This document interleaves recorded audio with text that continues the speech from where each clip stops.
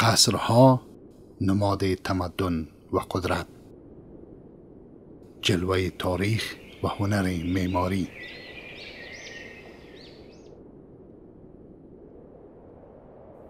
قصر 40 ستون، کاخ دیدنی با قدمت بیشتر از 200 سال.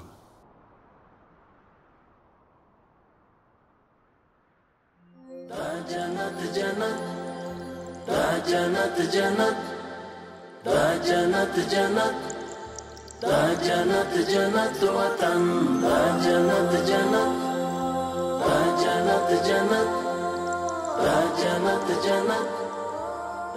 زمانی که از دروازه ورودی باغ داخل می شوید، در انتهای باغ تنها قصر دیدنی با قصه و درازای تاریخی بیش از 200 سال و چشم می خورد. درخت‌های تنومند ناجو و منظره چشمگیر، چشم هر بیننده را به خود خیره نموده و به وی اجازه نمی دهد که به آسانی این قصر را نگاه کنند. باید به خاطر دیدن قصر باغ را تا انتهایش طی کنید.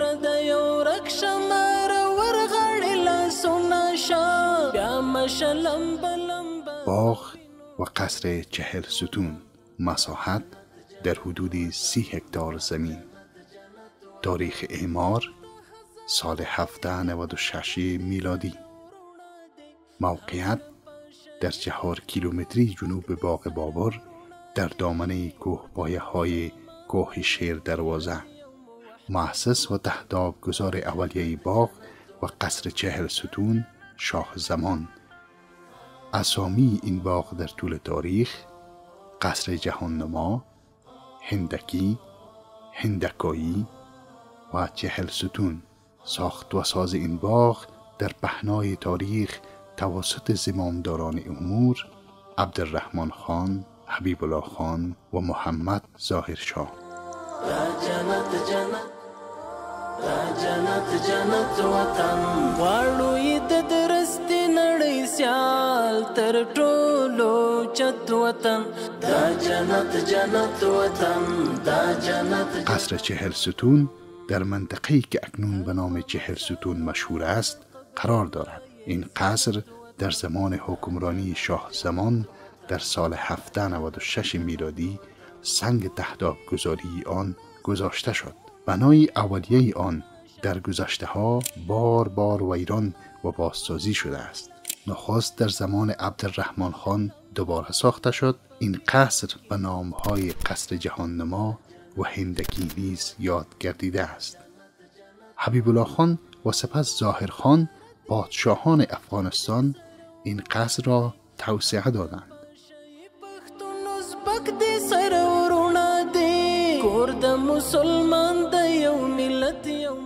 قصر 40 ستون قدامت تاریخیش بیشتر از 200 سال است که برمیگرده به شاه زمان. یعنی در 1796 میلادی رسما اولین بار سنگ بنای تهداب قصر گذاشته شد.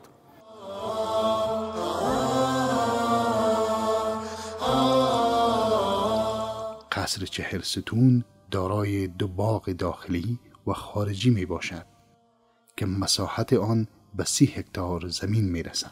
در زمان جنگ های داخلی این قصر ویران شده و در سال 2015 میلادی کار بازسازی آن آغاز و در سال 2019 دوباره افتتاح گردید و بر روی هموطنان بازگردید.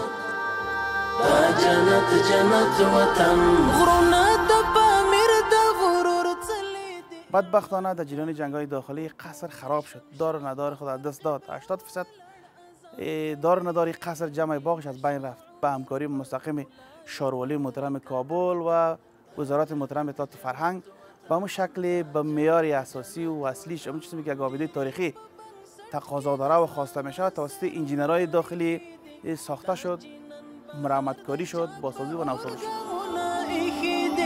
څنګه ساتلای د سروینو په قیمت وطن دا جنت جنت وطن دا جنت جنت وطن اوس په پلاس کې وی قلم په څنګه تور. ساختار باغ 40 ستون. این قصر روی یک تپه سنگی قرار دارد. مواد ساختمانی آن از سنگ مرمر، خشت، سمنت و آهن تشکیل شده است.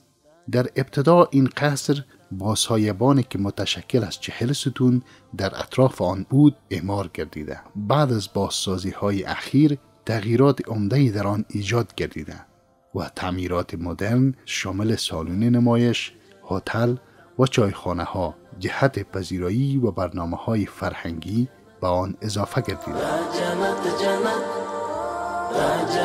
جنت وطن غواړو د درستی نړۍ سیال تر ټولو چت وطن.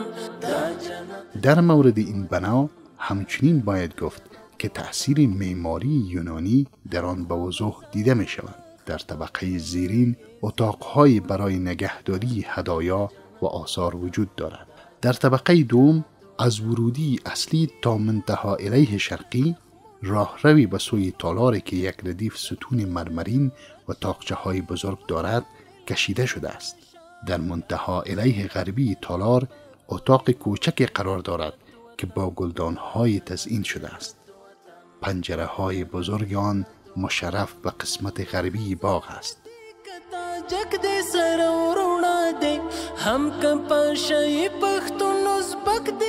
قصر 40 ستون وقایع بسیار مهم در اینجا رخ داده که به شکل میمانخانه در اون زمان ازش استفاده می شده. عبدالرحمن خان در یک تغییرات را آورد، ستونان را اضافه کرد، برای بچهش به شکل تحفه داد که بچهش از ایوب الله خان از این قصر به شکل میمانخانه استفاده میکرد. میمانای بسیار خاص وی آی پی اینجا آمدن، از دیدن کردن، بودوباش کردن که در جمله میشه مرد میری دیورند بگیم برای گفتگوی مایده دیورند اینجا آمده. بریژنیف برای افتتاح سالنگ اینجا آمده بودوباش کرده بوده. ترومن رئیس جمهوری آمریکا اینجا آمده برای یک موضوع مهم همراه دولت مردای افغانستان هو وقت مذاکره کرده، گپ زده.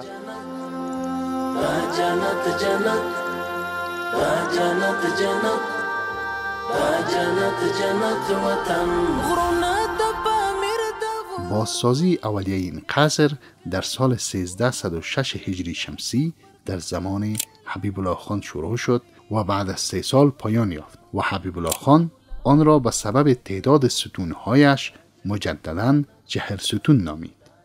باغ 40 ستون مدتها تفرجگاه مردم کابل بود.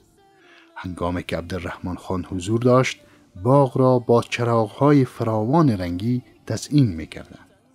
این بنا برای سکونت مهمانان خارجی دولت نیز استفاده می‌شد.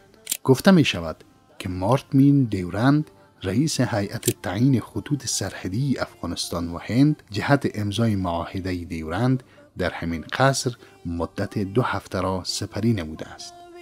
دلته براشد وی نظام د شریعت وطن دا جنت جنت وطن دا جنت جنت وطن دا جنت وطن.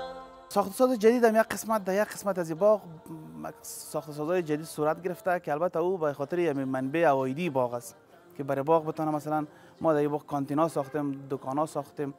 البته ساخت‌وساز دکانا و کانتینا و یک رستوران کوچک ساخته شده و یک مجتمع دیگه که دفاتر است، همون آفیس بیلدینگ ما است، تعمیر شعبات دفاتر ما ساخته شده. همه‌اش به خاطر عواید از باغ، منبع خوبی عواید، جمع‌آوری عواید برای باغ باشه تا بتونه باغ خودکفاش از طریق عواید داخلی خود چی کنه باغ بشه. زینت وطن دا جنت جنت وطن دا جنت جنت وطن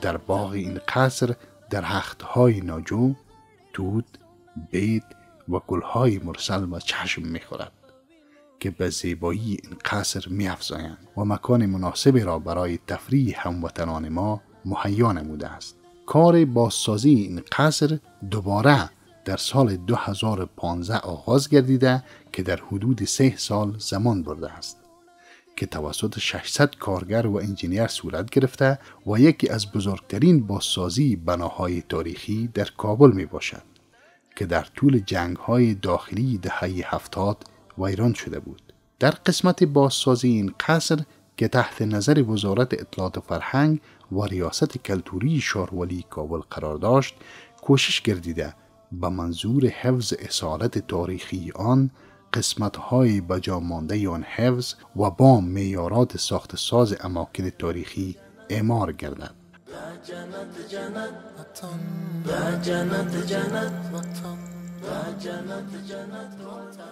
یکی از آبادهای تاریخی است که میشه این نامینت کنی یا نامزد کنی برای جزء میراث‌های فرهنگی و با میراث‌های فرهنگی نامزد شود، چون ساخت سازش مطابق اصول و معیارهایی که یک آباده تاریخی ساخته میشه ساخته شده، جور شده.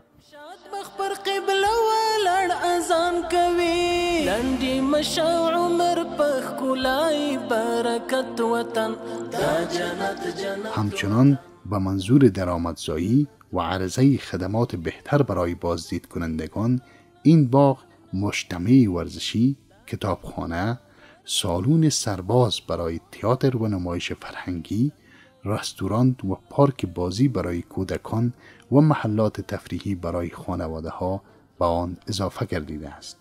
قصر 40 ستون در حال حاضر به یکی از تفریحگاه‌های پر ازدحام در شهر کابل تبدیل شده است و هر کس می تواند از این قصر تاریخی دیدن کند. براشد وی نظام د شریعت وطن دا جنت جنت وطن.